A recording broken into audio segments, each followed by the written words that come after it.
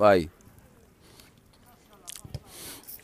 Siamo con Francesco La Rosa, mister del Co 272, una partita difficile da commentare, avete subito il gol nel primo tempo, trovato il pareggio a una delle ultime azioni, dopo comunque un secondo tempo giocato molto meglio, è più rammaricato per i 2 punti persi o contento del punto guadagnato? Sono rammaricato per 2 punti persi, sembra che al secondo tempo abbiamo dominato, il portiere ha fatto 4-5 parate, il nostro è stato impegnato una volta sul contropiede.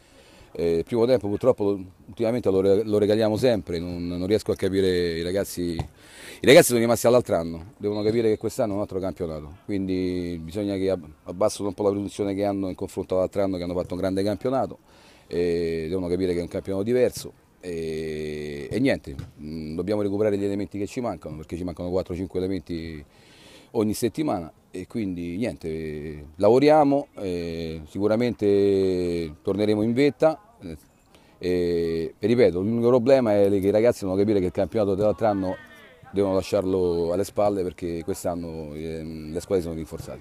Grazie. Prego.